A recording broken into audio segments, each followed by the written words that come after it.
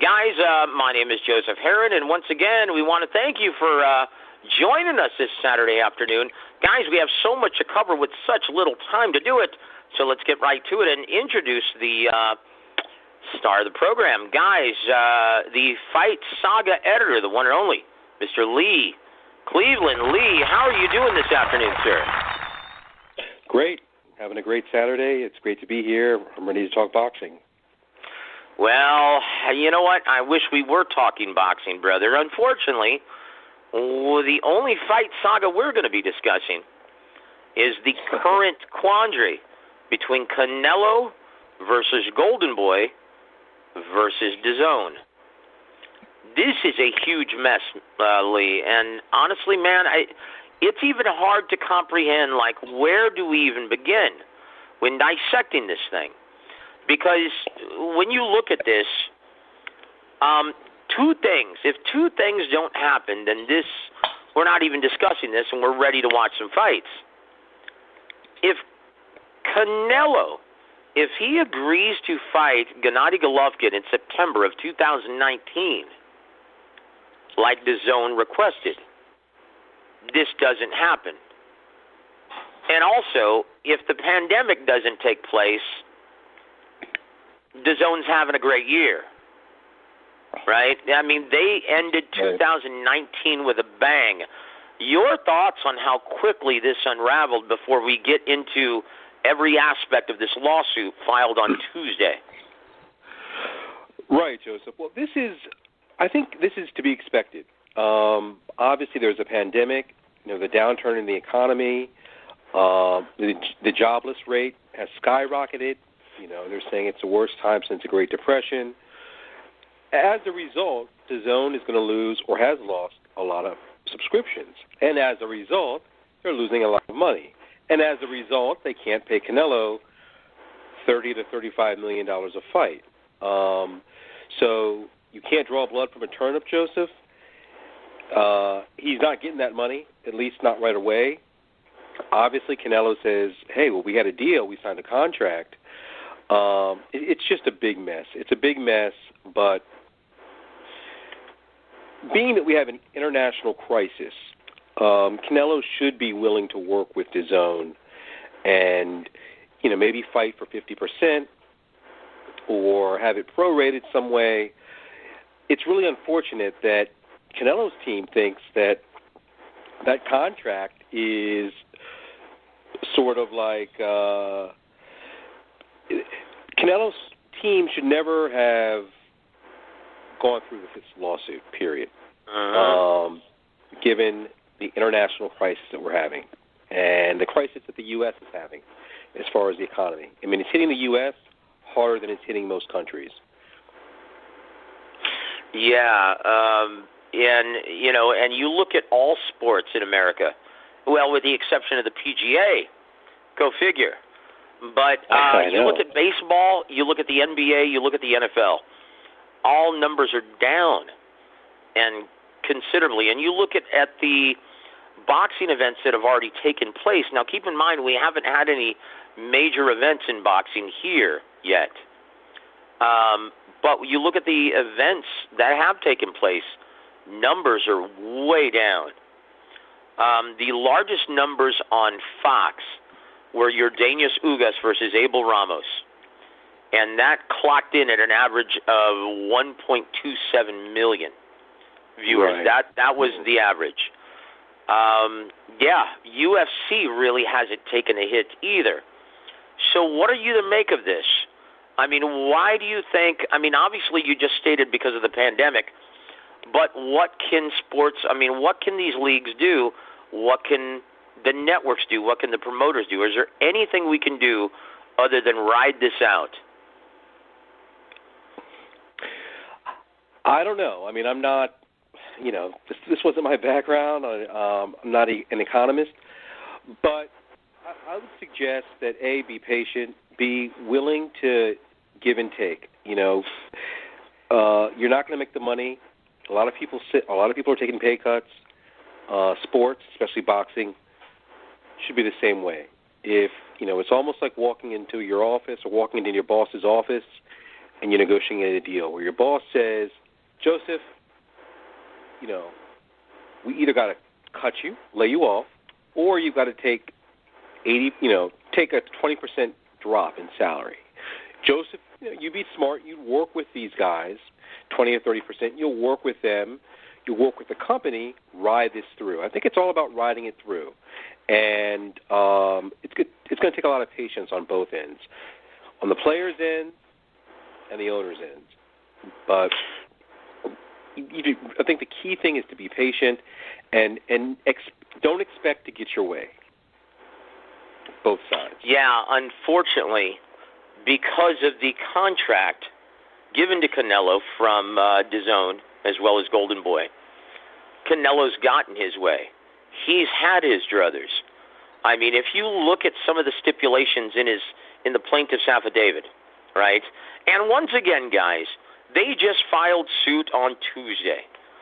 Canelo hasn't won anything. He hasn't been rewarded anything. He hasn't been released of his contract. And we don't really know what everything that's in the contract. All we know is what's in the plaintiff's affidavit. And we'll get into that, Cleveland, because I tell you what, I don't understand some of these fans that are celebrating that DAZN could be out of the boxing business in the U.S. Like, why would anyone be celebrating when a company that's poured over $200 million in it over its since getting into the sport of boxing in the U.S., why would they be celebrating its exit considering all the TV dates that all of these fighters and promoters depend on? Do you have an answer for that one? Maybe not a good one. I can't see why, other than the fact they just don't know. They're not thinking through it clearly. They're celebrating this. They shouldn't be celebrating this because this could mark the downfall of the sport that they love. So they shouldn't be celebrating it. But they're just not thinking it through. They're not businessmen. They're thinking surface level. So, yeah, like initially they would have different thoughts and feelings if they actually thought it through, if they actually thought about the business end and what the ramifications will be for boxing if DAZN does release itself from the sport. Well, yeah, I mean, and keep in mind, guys, the owner of the DAZN LLC, right, is billionaire Leonard Blavatnik. Now, keep in mind, he's worth $26 billion, right? But he's not in the business of losing money. And since throwing this absurd amount of money to these prize fighters and these promoters, that's all DAZN has done in America, right? So, guys, we're going to get to it. Once again, suit was officially filed in L.A. federal court, right? But it was, since then, it's been dismissed on Friday. And here's why. And it's just a formality. But in my opinion, when you look at some of the verbiage in this plaintiff's affidavit, and you look at this, right? Once again, this is reported from Boxing Scene. Plaintiff Alvarez named DAZN North America Incorporated, DAZN Media Incorporated, DAZN US LLC, Perform Investment Limited, Golden Boy Promotions LLC, and Golden Boy Promotions Incorporated, and Oscar De La Hoya as all defendants in the lawsuit, where Canelo seeks damages in excess of $280 million. First of all, Lee, what damages? And how does his damages equate to $280 million? Now, damages is one thing. Damages are one thing. But accelerating the contract, that's a totally different thing. Let me ask you this. If this thing actually goes to court, what judge is going to rule in favor of a millionaire? Can you imagine Canelo driving up into court in his Lamborghini or Ferrari and demanding to get an accelerated contractual amount of $280 million while the rest of the country is suffering through a pandemic? Absurd. Heck no. No. That's not going to happen. It makes no sense. Plus, he's got to fight for that So the original contract was what, for $365 million or $360 million, something to that effect, $330 million. So I guess the $365 to begin. Right, the $280 is the money that he has outstanding. That's right. So that means he's already been paid $85 million, right? Poor guy. $85 million for 3 fights. Poor guy. He still has to fight. He has to work for that $200. He doesn't think that he can get that $280 million and not work for it. He still has to work for that. So no chance. No chance that there might not be a chance he'll be able to work for it, Joseph. But he's not going to get an advance of $280 million for not fight, too? Come on. Yeah. Well, this is the reason why you bring up he might not even be able to work through that. And I'm going to read this. This was an article released in the Financial Times, right? Sports streaming team DAZN is dismissing a large number of employees. The organization planning to function as the Netflix of sports as they reshuffle its business inside the Americas based on two different people with direct understanding of the problem. The job cuts will impact roughly 2% associated with the London-based company staff and primarily involves its workplaces in the Americas, in the U.S. plus Brazil, which will be reoriented towards serving international clients as opposed to those in the respective neighborhood markets. End quote. That's not good. That's not good at all. When you think about it, Lee, since the pandemic, DAZN has completely become seemingly irrelevant in the U.S. sports entertainment market. So I think you're absolutely right. And seeing that John Skipper and company tried to renegotiate their deal and try to get him to take lesser money, he's not biting. This could be the death knell for DAZN. This could be the straw that broke the camel's back. I think the reason why they were so aggressive and not willing to budge, because it was reported that, well, both sides were miles apart in negotiations, hence the lawsuit, right? But this is going to be all for naught. I can't think.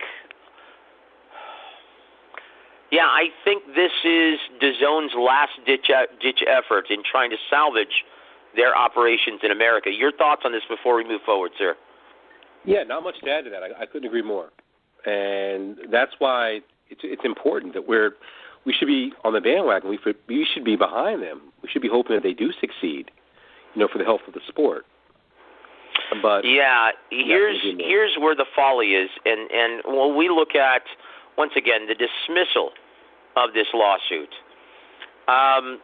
the reason why it was, they made the error, the Maloney Group, which is the Maloney firm, which is Canelo's legal team, right? They made a mistake in naming the parties. The burden of proof resides with the plaintiff to properly identify where said companies conduct their business. So if they didn't even include that, right, and you look at some of the ridiculous things that they have included, like like Canelo trying to get out of his contract with Golden Boy because they failed to try and find another network to broadcast his fights. That's absurd, Lee. To be honest with you, I think the Maloney firm is just happy to get free money. And they know it's not going to amount to anything. What's going to happen, guys, is they're going to be forced into arbitration here.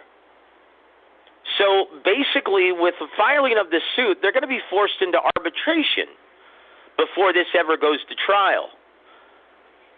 And in my opinion, the only solution for this,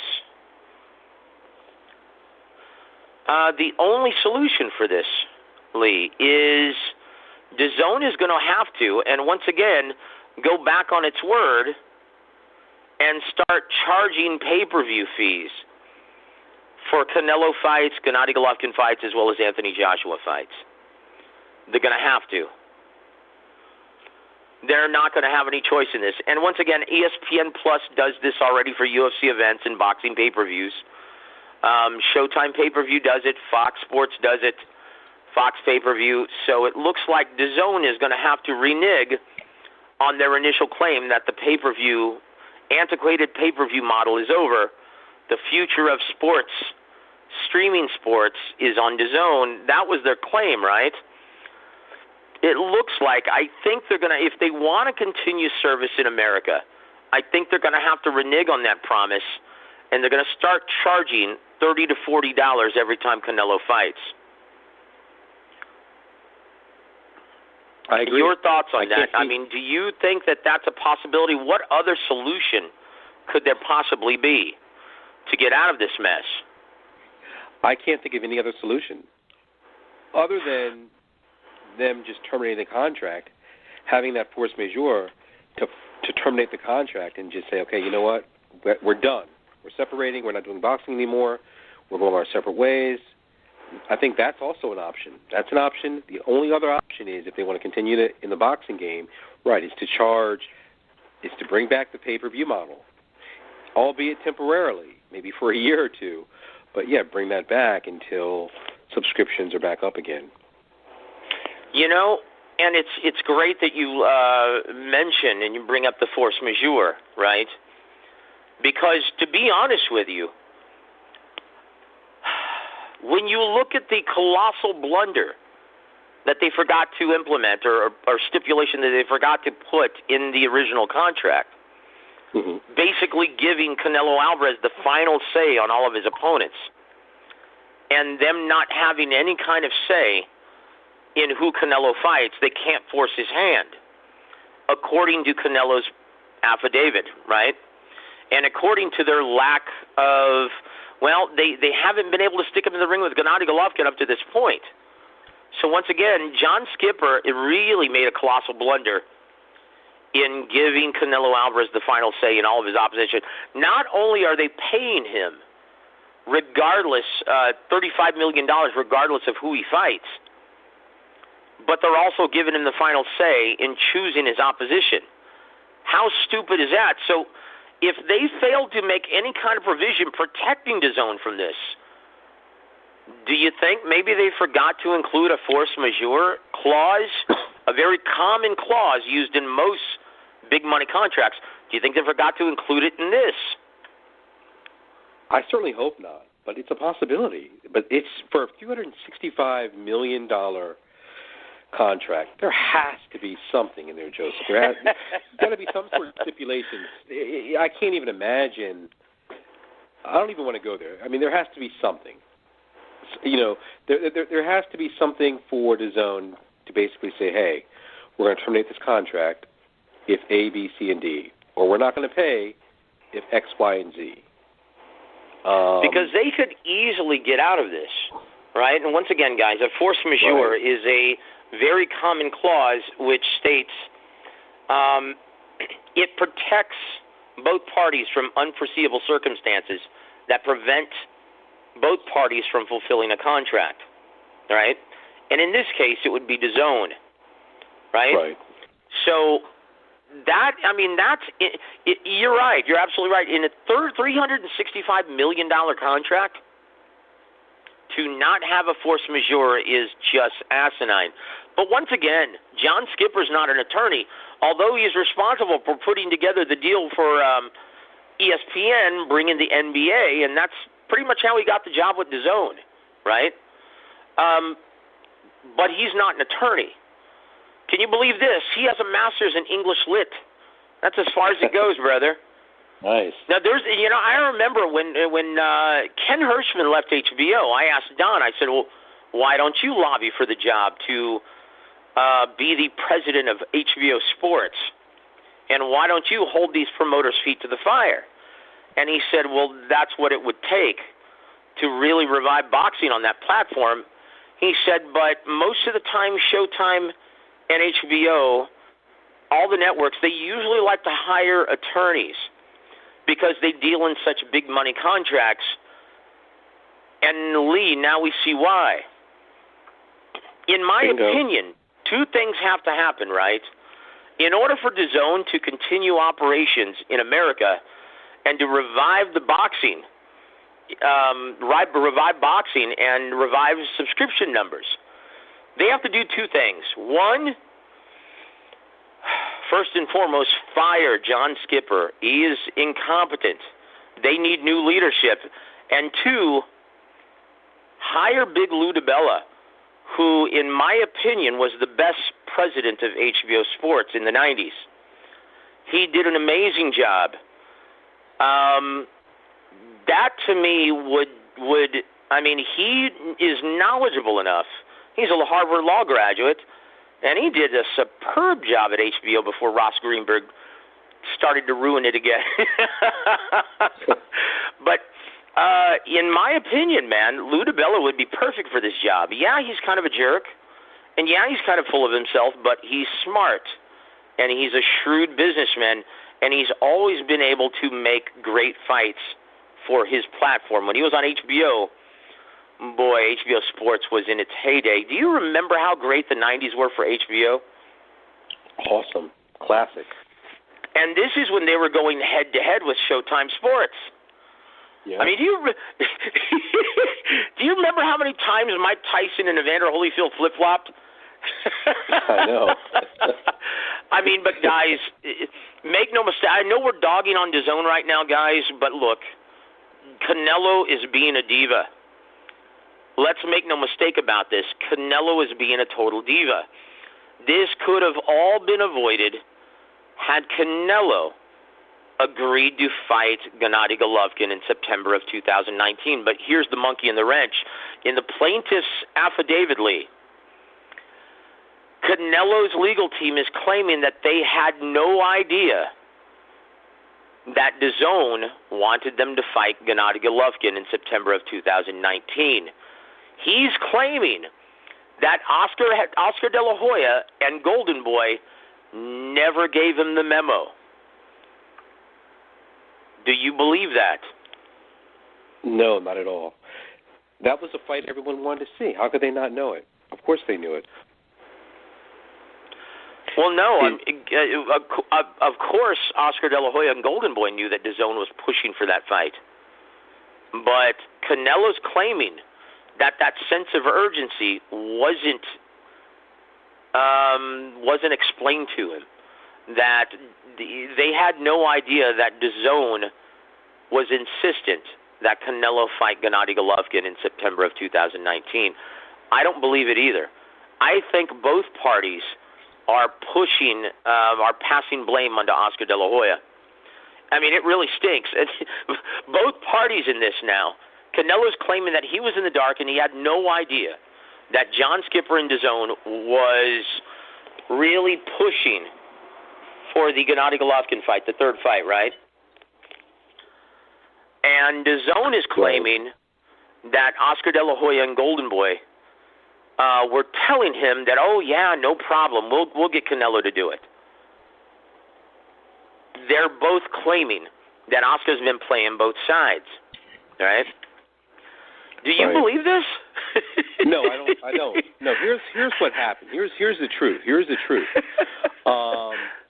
Canelo's team wasn't ready for Canelo to fight Triple G, okay, so soon. Because remember, I mean, a lot of people, he's the first fight was the draw. Clearly, Triple G should have won. The second fight was a good, hard-fought, close, action-packed fight. They're looking at this guy. He's 37, 38 years old. They want him to get. They were going to take a third fight, but not in September, Joseph, and that was a problem. That was too soon. They wanted a third fight maybe September 2020 or sometime in 2020, but no, I mean that was a whole deal. Like they didn't like that fight for Canelo at that time. Period. Yeah, Golden Boy or Canelo didn't want that fight, right? Now here's the problem. Here's the dilemma. And it's funny. It's almost ironic, right? It's ironic that Oscar De La Hoya is getting sued by Canelo, his superstar fighter, for the same reasons that Oscar De La Hoya sued Bob Arum to get out of his contract, right, with Top Rank. Mm-hmm. Mm-hmm. Claiming that Bob Arum is loyal to the networks, not loyal to his fighters. He does what's best for the networks, and he does what's best for Top Rank, and doesn't care about his fighters. That's what he stated when he started Golden Boy Promotions. It's funny, Canelo in his affidavit is claiming the same exact thing. Here's the problem, and this is where I feel really bad for Oscar and Eric Gomez and everyone at Golden Boy. Now, keep in mind, while GBP, their primary obligations to its fighters, right? But it's also in the organization's best interest to try and appease DAZN and their respective financial investment, right? Because Golden Boy depends on the numerous DAZN dates to, well, nurture and cultivate their stable of prospects, right, and champions. And they've got quite a few: Ryan Garcia, Virgil Ortiz, Jojo Diaz, Jorge Linares, Ray Vargas, Jaime Munguia. Yeah, so it's paramount. It's essential. They have to maintain a healthy relationship with both Canelo and DAZN. And, boy, it's been tough. I mean, look what a mess they've made of this. And I can't blame them for trying to do both, and it's very difficult. It's almost a juggling act. Now, think about this. Without Alvarez competing as a Golden Boy fighter, it's damn near impossible to broker the best possible deals for the other talent at Golden Boy, right, with DAZN. Right. And without DAZN, obviously, and their numerous TV dates, you know, one big event every month and then their Thursday night series, it becomes virtually impossible to nurture their entire stable of talent. That's a huge problem, Lee. So your thoughts on who's to blame here, brother? At the end of the day, it's the pandemic, really, Joseph. It's none of this would have happened. Everything was going along fine, as planned. None of this would have happened if it weren't for the pandemic. That put a wrench in everyone's plans. So what we're seeing now is, in most businesses, if not all businesses worldwide, it's putting a wrench in people's plans. So you've got to be nimble. You've got to be flexible. And obviously no one, you know, when this contract was written up, no one was thinking, okay, what if we have a pandemic? Or what if there's a huge downturn in the economy? No one was thinking that. So you really can't, I don't know if you can really point the finger at anyone. It's just an uncomfortable situation for everyone. It's an uncomfortable and unfortunate situation inside of boxing and outside of boxing. Yeah, and, you know, and once again, going back to the lawsuit, right, the judicial or the plaintiff's affidavit,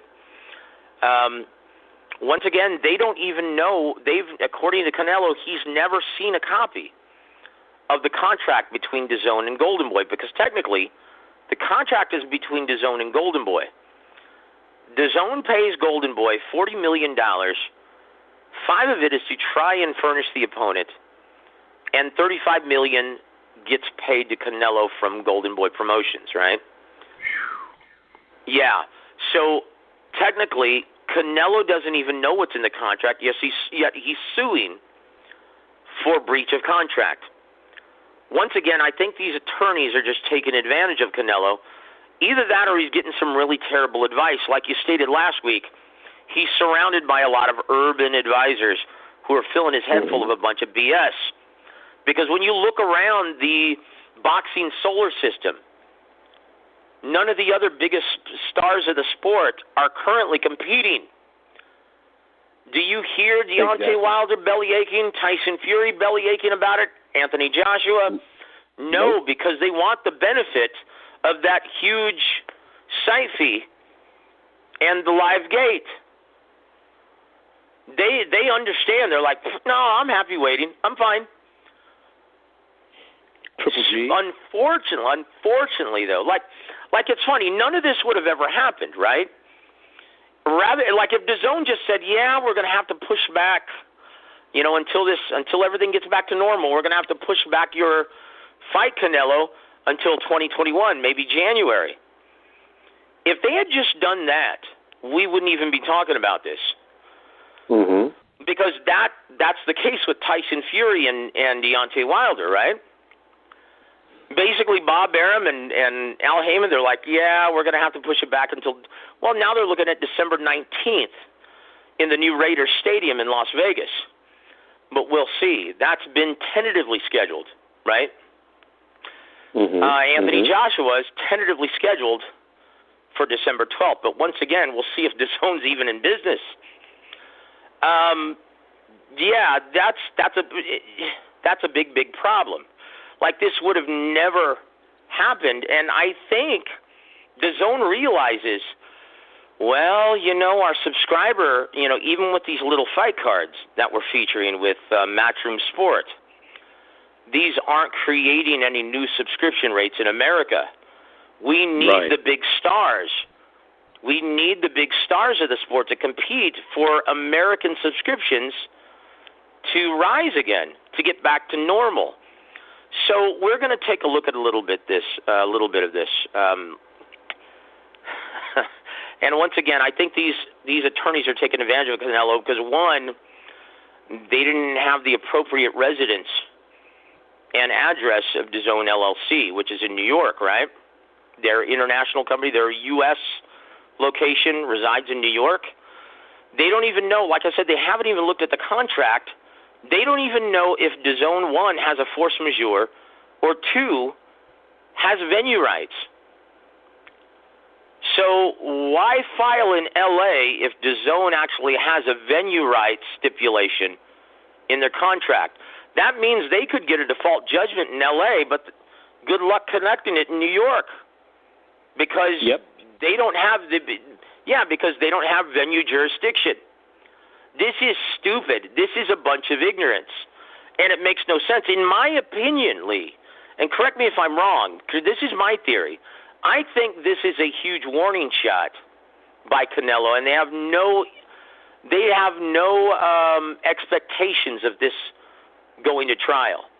I think this is a warning shot basically saying, hey, you know what? I'm not just going to settle for half. I'll take a 30% ding, which is $24.5 million, but that's the lowest I'm going. And if you guys keep pressing me, I'm going to sue your ass. Pardon my French.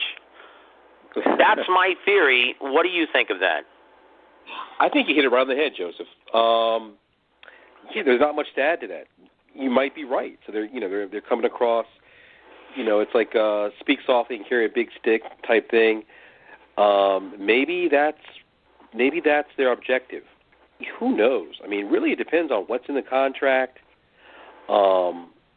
and how this thing is going to play out. I think there's so many different ways it could play out, but I'm not arguing with you. I think that you've got a good point. Well, look at this. What's the genesis and the quandary? What's the genesis of this quandary between Canelo, Golden Boy, and DAZN? Now, obviously, you stated it very well earlier that this is all about DAZN wanting that rubber match. And, yes, I'm calling it a rubber match, guys. Rubber match between Canelo and Gennady Golovkin. And this all stems from a poorly written contract in which DAZN absolutely has no provisions and no say in what opponents Canelo and Golden Boy chooses, right? So This is funny. I wanted to talk about this and get your thoughts on this because this is pretty easy to understand. But apparently there are a lot of intelligent boxing guys, and Oscar De La Hoya being one of them, that he doesn't get it. So in the plaintiff's affidavit, right, he claims that DAZN wants one premium opponent and one non-premium opponent per year, and to take less money to fight the non-premium opponent, right? And according to Canelo, DAZN listed Oscar De La Hoya at age 47, Jorge Masvidal, and Khabib as the 3 premium opponents listed besides Gennady Golovkin. And they approved Callum Smith and Billy Joe Saunders for Canelo as non-premium opponents. And here's what Big Dan Raphael had to say about it, right? He said this, it seems unfair and unrealistic to give a guy only one bona fide choice to fight Triple G when the contract doesn't specify that, according to the suit, and to not consider Jacobs, Kovalev, or Smith premium opponents is just not legit to me. I strongly disagree with that. End quote. I'm reading from his Twitter, the big fat man, right? So, sorry, that wasn't very nice, was it, Lee? I'm sorry, man. No. But shame on you. So, Lee, please break it down to us. What is a premium opponent in the minds of John Skipper and the brass at DAZN? Yeah, you're looking at two different types of premium. And I'm surprised Dan Raphael didn't catch this. Indeed, those opponents that he's fought are top-level opponents, yes. They're, in the ring. But they're not the type of opponent DAZN considers premium because they're looking at dollars. They're looking at subscriptions. They're looking at popularity, okay? They're looking at the most bang for their buck, okay? They're not looking for the best possible fight, the best possible opponent. They're looking strictly how much can we make the most, who can make us the most money. Mm-hmm. And, yeah, Daniel Jacobs, in that case, is not a premium opponent. He is in the ring, a lot more premium than Matavascal, but as far as a draw, they're looking at drawing power. That's it. So Justin Bieber would be a premium opponent because he's got drawing power. If you had Justin Bieber fight Canelo, well, guess what? Like, everybody would order the fight. Their subscriptions would go through the roof for at least a month or two, okay? He'd be a premium opponent because he'd be a big draw. Not a good fight, obviously, but a big draw. So they're looking at, DAZN is looking at who can we get in here that's going to make us money? Who is the biggest attraction? Okay? Not necessarily the best opponent. And as you know, Joseph, a lot of the times, the best opponent isn't the biggest attraction. No, absolutely. The best fight isn't the biggest attraction. You're absolutely right. I mean, and once again, there's no rhyme or reason why fans choose to flock to a specific entertainer and completely ignore another. I mean, right. You look at all these guys at the world-class level, they're all very talented, but why fans choose to flock towards one and not another, it's a mystery. If anyone knew that secret recipe for success in entertainment, in any entertainment field, then yes, everyone would be doing it. Right. But you could get two fighters that are very similar and do the exact same thing, very similar personalities, but for some reason one gets all the fans, one's the big ticket seller, one's the mainstream attraction, right. and the other doesn't even move the needle. So that's just entertainment, guys. And to be honest with you, I remember speaking to Austin Trout, right? This is right after his big, huge success in Madison Square Garden against Miguel Cotto, in which he pulled off the upset and earned the shot against Canelo in the Alamodome, right? And I was speaking to him, and he goes, you know what, man, I can't understand it. I'm an entertaining fighter. I just beat Miguel Cotto.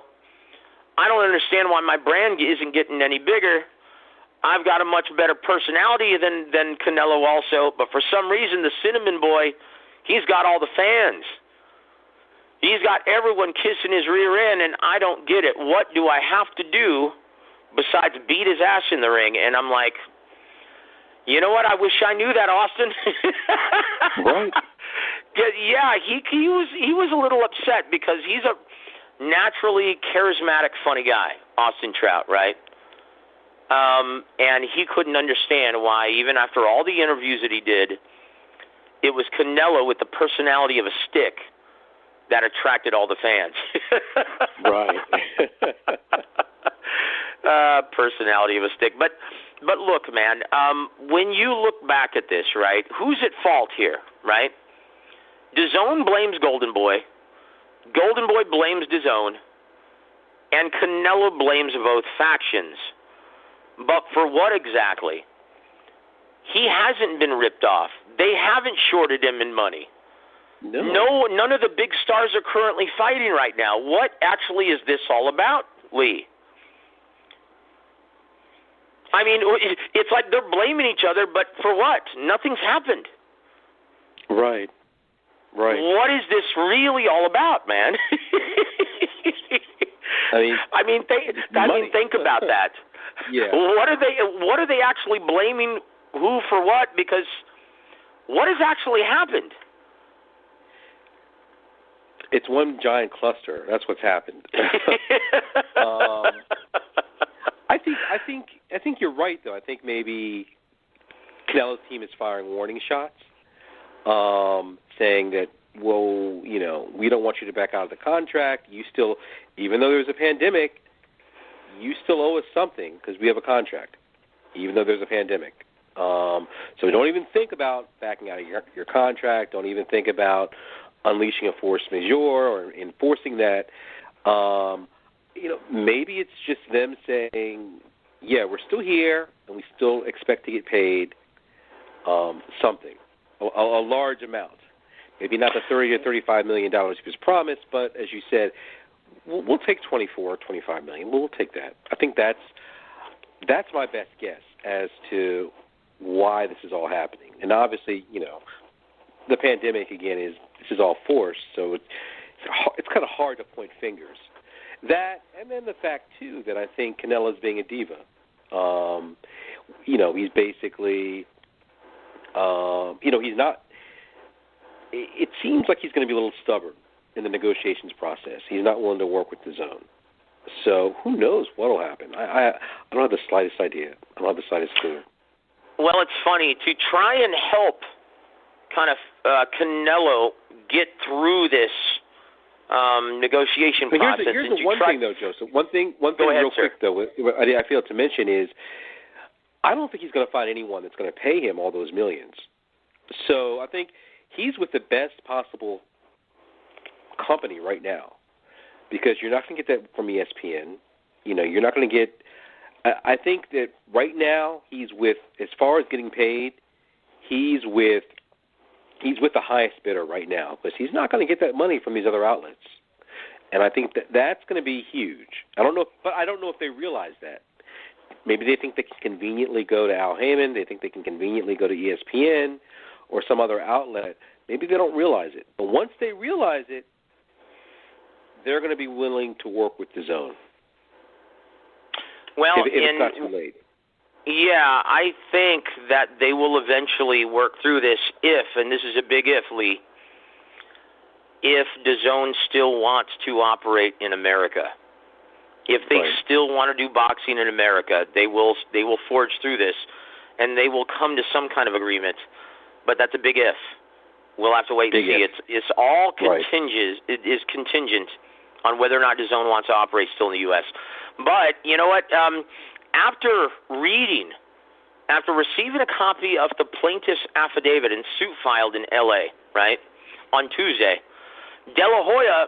Oscar De La Hoya pulled a Tammy Wynette, and he's standing by his man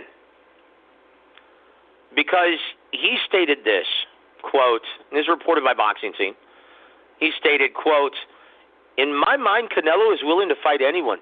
Obviously, the way he's proved it many times in his career, he's willing to fight Billy Joe Saunders. He's willing to fight Callum Smith. My frustration is with DAZN. My frustration is the obligation that DAZN has to its fans and to Canelo. Another frustration is DAZN's obligation to live up to a contract that they signed. That's a huge frustration. That's a huge deal breaker for us. That's where the frustration is.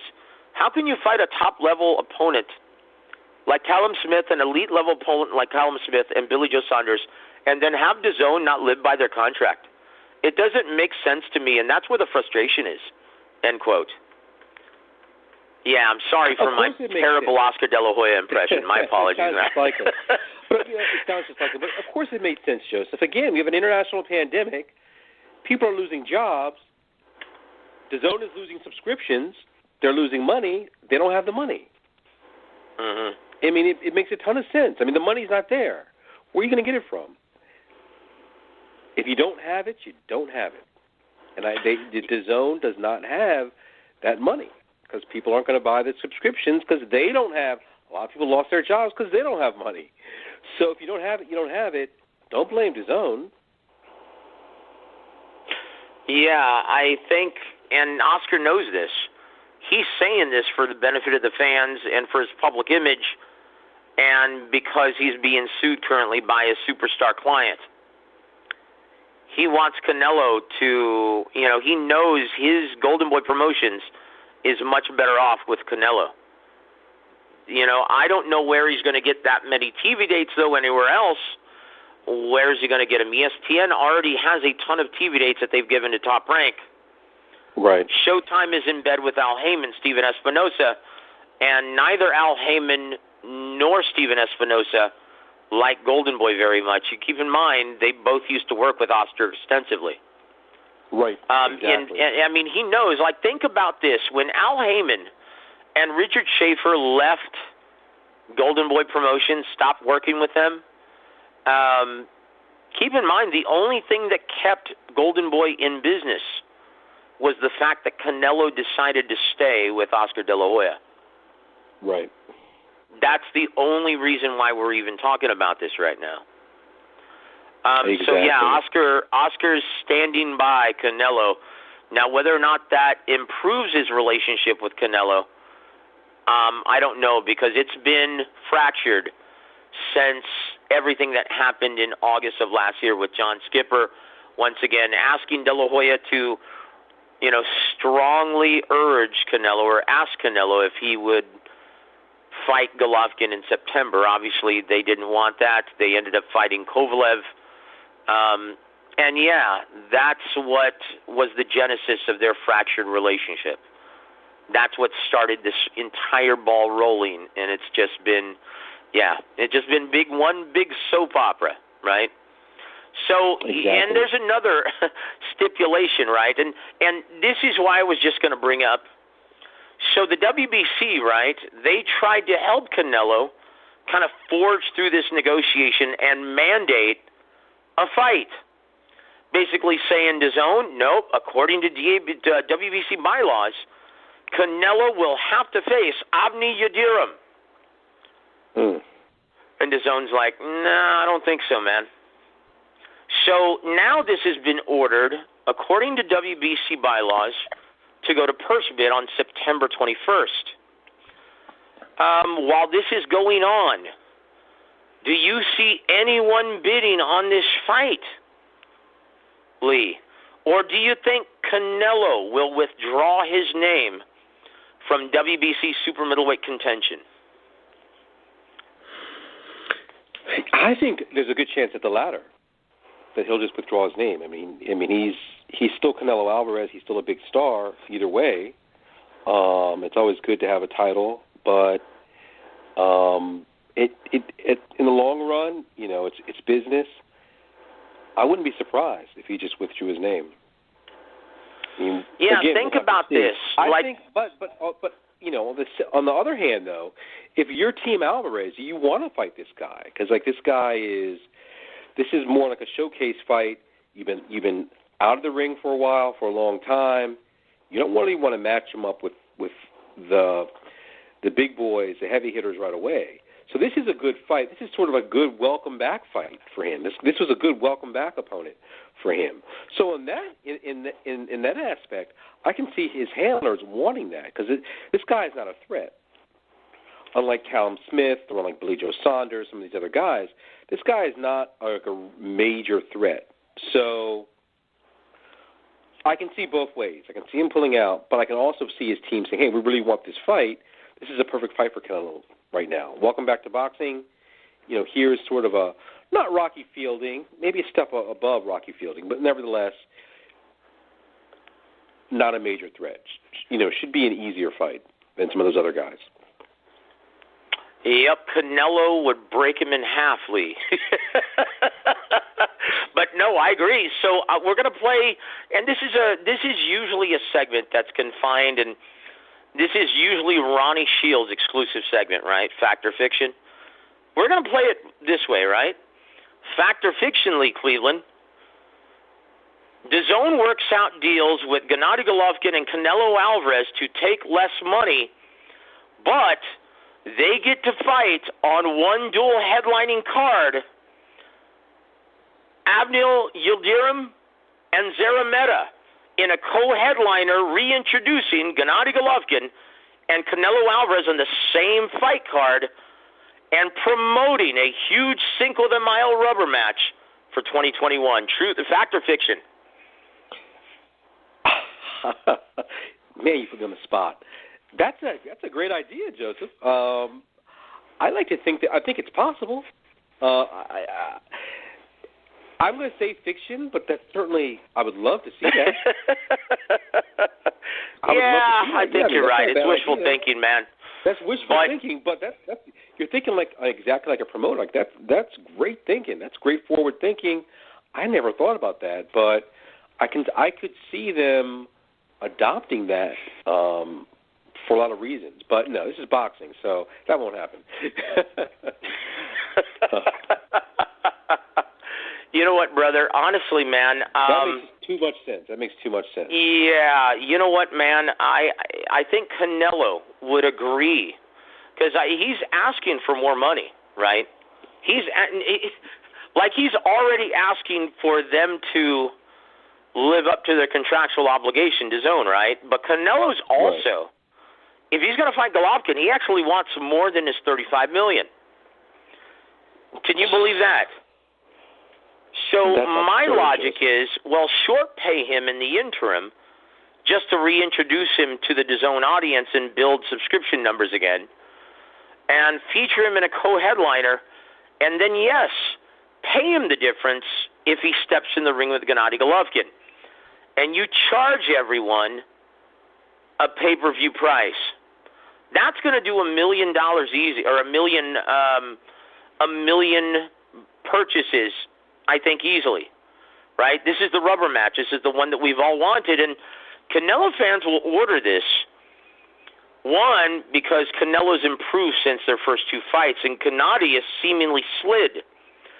I think Canelo fans would believe, genuinely believe, that Canelo would probably have the best chance of knocking him out in the third fight, right? Yep. Mm-hmm. I think it would be huge. And I think John Skipper, if he wants to salvage his job, will adopt this strategy. But will it happen? Yeah, you're right, Lee. I think it's wishful thinking, brother, to be honest with you. It makes too much sense. But, I mean, it would be great if... So, again, we're looking at pandemic numbers, but then, we're looking at it from a negative point of view, but it could also be positive because, again, without full college football, Saturday night, people aren't going to bars, they're not going out to eat. You get these, you have that first fight, that headliner, that doubleheader that you talked about. Get them salivating for, the real deal, Canelo versus Triple G3. And that could sell a lot. That, especially if we still have the pandemic, if there's nothing to do on a Saturday night, who knows? That could do pretty well. And you know what? We'll end with this, Lee. We'll end this segment, though. I'm sorry. Go ahead, sir. The problem they face is, I think you're looking at one-off subscriptions where people will subscribe for that that month that they're fighting, and then maybe if the headliner they'll subscribe and then not subscribe again, and then maybe just order the fight. No, at least they'll be able to cover the Canelo and Gennady Golovkin's cost, though. Like I don't really know how many long-term subscriptions that's going to get. It just might be just a one-off purchase for a lot of fight fans. Well, it seems to be working for ESPN Plus because currently they have over 11 million subscriptions. But then again, they feature a lot more sports, right? Right. But we'll once again, and we'll leave it with this. First of all, guys, don't look for Canelo to sign with another promotional group and another network just yet, right?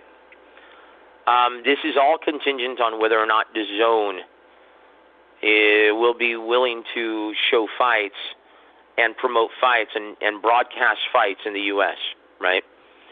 But I'll say this. DAZN's willingness to participate in the boxing market in America is all contingent on their ability to negotiate deals with the big three.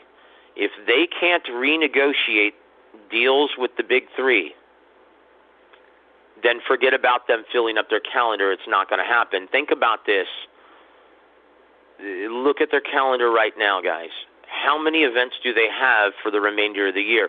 You look at Top Rank's fall schedule, it is outstanding. You look at Al Heyman's on both Showtime and Fox, it's wonderful. There's nothing scheduled on the DAZN calendar.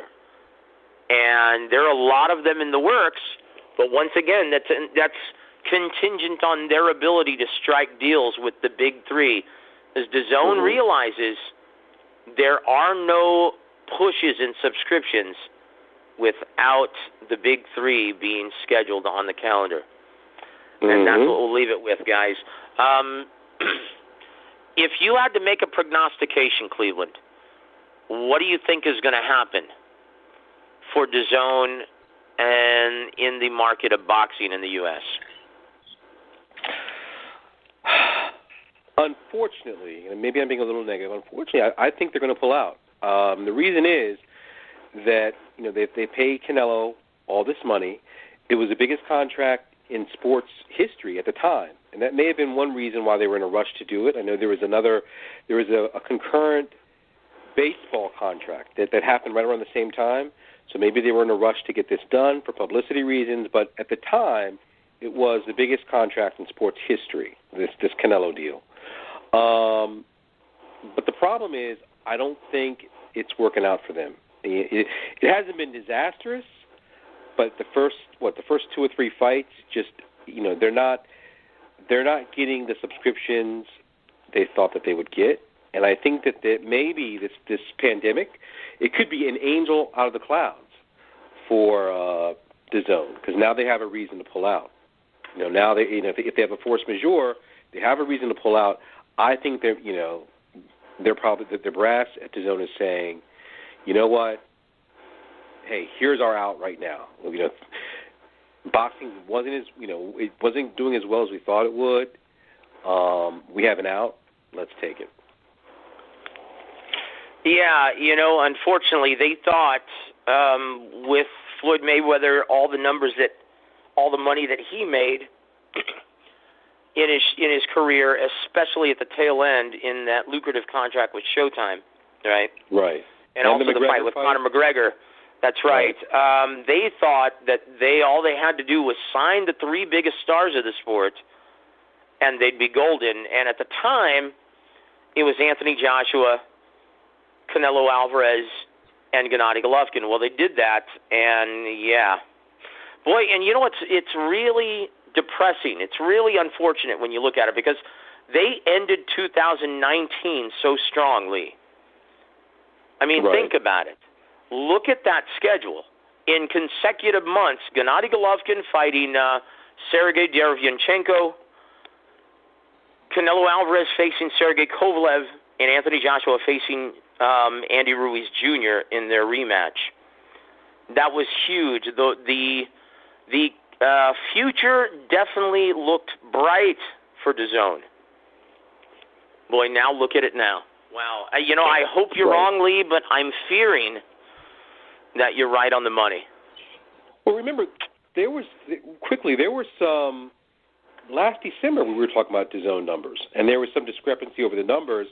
There were rumors then that DAZN wasn't hitting the numbers.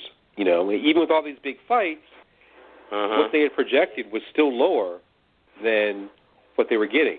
So, like I said, it wasn't disastrous, but they were still on the upslide. But I just don't think the rumors were they weren't hitting the numbers back then. So we'll see what happens. Well, to be honest with you, Lee, I think the only way they do stay in business, if they choose to adopt the ESPN Plus ideology, charge a subscription rate, and then when the big 3 fight, then you actually charge an additional $40 amount. That's what I think. Speaking of pay-per-view amounts, we need to touch on these before we actually bid everyone a very good Saturday evening. Well, and I need to give our entire audience an apology here, Lee, because I was wrong, man, and I'm a man enough to admit that when I'm wrong, right? I was wrong. The Charlo pay-per-view is not going to be $79.95. I was wrong. I was way off. It's only going to be $74.95 on Showtime pay-per-view. Joseph, so I'm sorry, guys. I was wrong about that. Lee, your thoughts on this? Is this too much, or is it reasonable for a double headliner and 6 total bouts on the pay-per-view bout sheet? I think it's too much, especially with the economic crisis that's happening. I think it's way too much, and these guys aren't big names. These guys are, if you're a hardcore fan, yeah, you might tune in. It's a great matchup, certainly that, but these guys aren't mainstream. This is not Canelo versus Triple G. This is not even Joshua versus Ruiz 2, or even Joshua versus Povetkin. So, yeah, it's way too much. I think it's going to flop. I really do. Yeah, and you know what? And we talked about this, man. And as much as I have respect for the Charlo twins, and as much as I love their Jamal's head trainer, our brother, Ronnie Shields, they're not doing themselves any favors by acting like buffoons online. Have you seen their Lions-only YouTube page, the reality show? I've heard about it. Oh, it's terrible. It's terrible. They're like the U.S. version of Billy Joe Saunders. They open their mouths and something absurd comes out that kind of keeps fans away, man. They're not very likable guys. Am I just being too critical, Lee? No, not at all. Not at all, Joseph. Because it's funny. It's funny. It's like this persona, but it's just not. It's not sticky with fans, and that's the way it is. I don't know. Maybe it's a lack of marketing. There's a lack of something there. These guys just aren't super huge. I mean, they're in Houston, their hometown. I guess they're mildly popular, but no, outside of not that, really. No one knows who they are. No. No. When have they ever had an event take place in Houston? They haven't played at the Toyota Center. They're not like Juan Diaz. Juan Diaz used to sell out the Toyota Center all the time. I mean, when he fought Juan Manuel Marquez there, that was a huge event. You're right. So not even Juan Diaz. You're right about that. I forgot about him. You're right. So that's a former Ronnie Shields fighter too, man.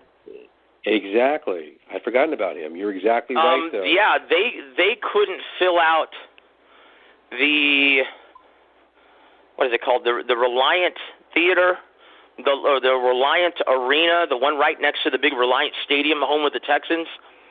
Right. They couldn't even fill up that 11,000-seater. Or what is it, 10,000 maybe? Yeah, they couldn't even fill up that place in Houston. They're not big names. There may be big names at the strip clubs, but not anywhere else.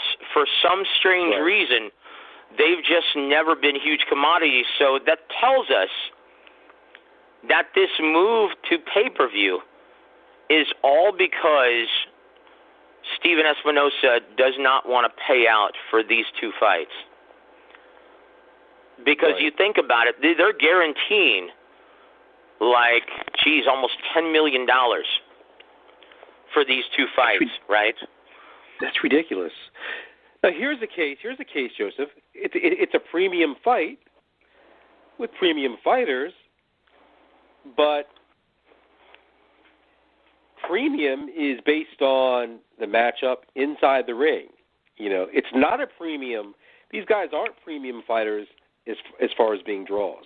It's a good good matchups, but they're not draws. So this, that's what Showtime said this isn't a premium fight. Great matchup, quality fighters, but no draw. How is this going to help Showtime?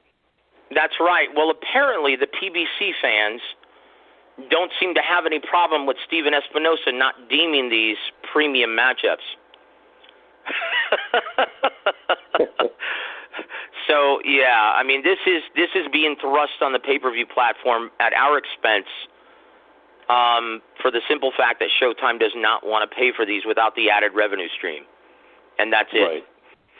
So let me ask you this very, very quickly, right? Very quickly. Now,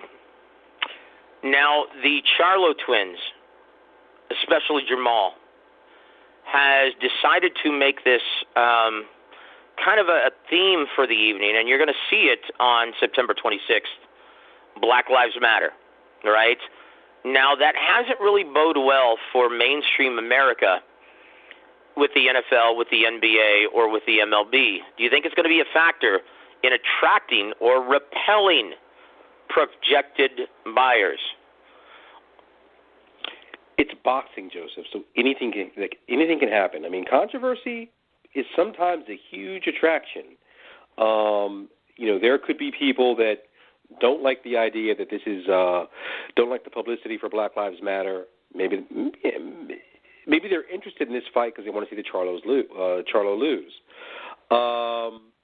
I would say if I had to gamble, I would say it would hurt the card, not help it. But again, controversy sometimes sells. So, and then if you're pro Black Lives Matter, maybe you order this fight because you think you're helping the cause, or maybe this gets a few more fans on the liberal, a few more of the liberal fans who like Black Lives Matter. Maybe it gets a few of them to tune in, and then maybe they eventually become boxing fans. I don't know, but all that said, if I had to roll the dice, I would say probably doesn't help them. It probably hurts them in the long run. But again, this is boxing, so crazy stuff happens. It's the theater of the absurd, inside and outside the ring. Yeah, I really hope this does well because it's a superb fight card. All 6 fights are attractive. But exactly. I think you're absolutely right. Yes. I think you're going to see, this is going to show once and for all how much boxing diehards support financially these fight cards, because this is all on the diehard boxing fans. Do you know any mainstream or casual fans, sports fans, that are even talking about this? Not at all. The only ones might be, and I don't know any personally, but might be if they're pro Black Lives Matter and somehow they've gotten word about this fight. Maybe, they tune in. I don't know how many will, but maybe that person tunes in. Okay, well, traditionally, Lee. For the most part, casual fans, just in general, no, they're not. They don't even know who these guys are. Yeah, and traditionally, Lee, how many liberal fight fans do you know of? I don't know. I know more conservative than liberal, so that's right. So, I don't know. I have no idea. I think but again, I think it's going to be a flop, though. I think mostly because they're asking for too much money, especially at a time when we're having like this massive recession, and because these guys are not aren't big draws. They're not big draws, and we have a recession, and they're still charging like close to $80. I have a problem with that. Yeah, I think I'm going to purchase it. I know you will, Lee, and I hope all of our listeners do. But, yeah, I think it's going to be too much too soon. Right. Yeah, I think not even if you added Canelo versus Yildirim would it crack 500,000 purchases. Yeah, maybe not. I'm just joking, man.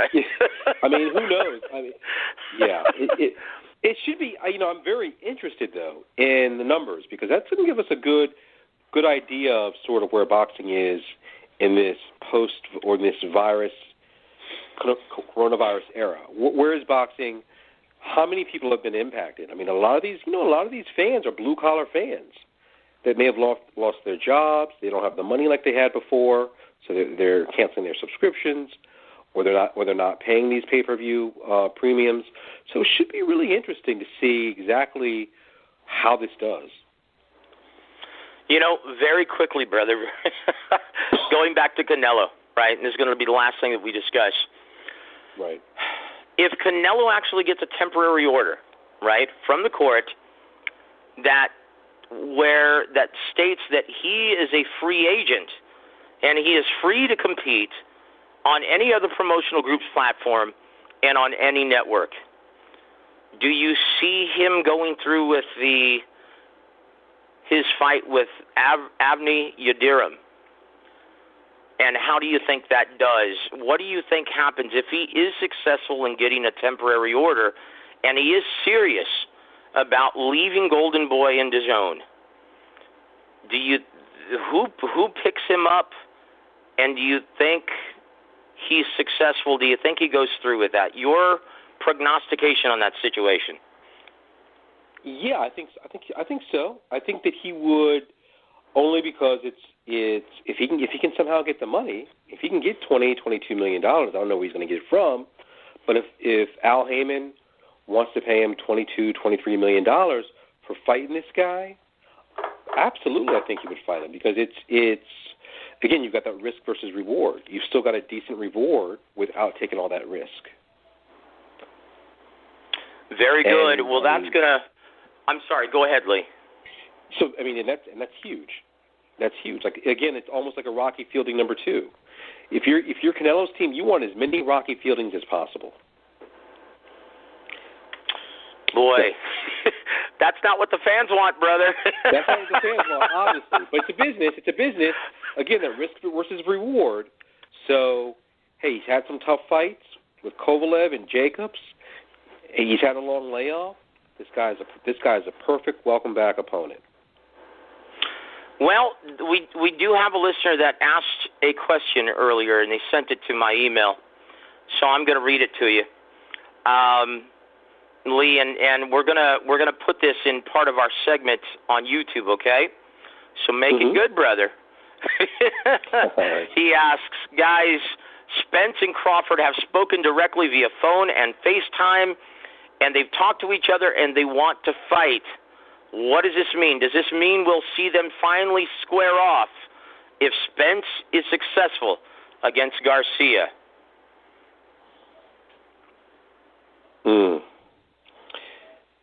Follow the money trail. It's all about how well is Spence's fight going to do, how well is Crawford's next fight going to do. Can they get the money? I mean, how well would Charlo versus Derevyanchenko do? It's all about the money. If these guys aren't going to fight for free, I mean, Crawford versus Spence, high-risk fight, they're going to want some reward. If you can't get that reward, if you don't think you can get that reward, then, well, you need to marinate it more. You need to keep building it up. So there's certainly no guarantee they're going to fight. Absolutely not. Like, they might want to fight each other. I'm sure they want to fight each other. But the money, if the promoters say, hey, the money's not there, then they're going to fight easier opponents, because you don't want to fight a high risk opponent for a very low reward. So absolutely not. Like, that doesn't mean they're going to fight at all. Now, keep in mind, Spence has he's grown accustomed to now being guaranteed between $3 and $7 million per fight now, right? But he's turned into the second biggest mainstream attraction that PBC has currently, right? They've got Deontay Wilder, they've got Errol Spence Jr. That was in prosperous economic times. Again, what worked in 2018, 2019, January and February 2020, it's a very different world today. So you really can't say, well, hey, Spence can't say I was making this amount before, because it's a different era now. So that's what I'm saying. It's a different era. Everyone's value, everyone's stock has dropped a bit. How much? that remains to be seen, but everyone's stock has dropped. So if you fought for $10 million a fight in 2018, 2019, you're probably not going to fight, for $10 million a fight for a while. You may only fight for $7.5 million or $7 million or maybe even $6 million. I don't know what that number is. That's why we have to see where these numbers from Derevyanchenko versus Charlo. Look at these numbers. We need to really evaluate what, again, though, and there's no live gate, Joseph, also. No live gate. So that's going to be huge. So these guys might just sit it out. They might keep fighting lower level opponents until the public demand is great enough, until that they can get that money, fight each other, because they're going to want some big money. And when you look at this matchup, and once again, both guys are fearless. It's obvious that both guys are among the most confident in all of boxing. They're both undefeated. They're both champions. They're always willing to step in the ring anytime against anyone. But when you look at this matchup, this is always the biggest issue regarding this matchup, and you're absolutely right, Lee. It's always been about the money and will continuously be about the money. One, they're always haggling over the purse split. Crawford wants 50-50. Spence believes he deserves 60-40, at least. That's huge. And second of all, is there enough money to support both of these guys taking that risk and stepping in the ring? Because in the immortal words of Michael Buffer, someone's O has got to go. Right? Yep. So your final thoughts, Lee, before we bid everyone a great Saturday evening, and enjoy Igas Kavalasquez versus Mikhail Zuzki on ESPN+. Yeah, it should be a great fight. Yeah, that's it. If the money is there, they'll fight. But again, we're looking at a new day and age, different era. So we really can't compare. Don't get caught up into comparing last year or 2 years ago what these guys made. We still don't know yet how much these guys are going to be making going forward. So we'll know. I think we'll know in a few months. It's going to take a while, though. I have to say this. In us going off the air, and we'll be reconvened with James Gogi tomorrow night. We'll get his thoughts on everything. But I was going into this seemingly, slightly optimistic about DAZN, Canelo, and Golden Boy settling matters and moving forward and possibly. But after speaking with you and listening to all of your logic and knowing the history, right, you always seem to be able to forecast these events successfully. And after hearing your forecast of DAZN's future, yeah, man, I feel pretty bad now. Thanks a lot, Lee. But guys, he's Lee Cleveland. Don't forget to watch or go visit Box.Buzz, guys. That's the FightSaga.com website, but that's the live ticker. Constantly updating, giving you the latest boxing news, guys. Box.Buzz. And that's going to just about do it, guys. On behalf of Lee Cleveland, my name is Joseph Herron. We want to thank you for tuning in to this very special Saturday night edition of Box.Buzz Radio, guys. Have a great Saturday evening, everybody.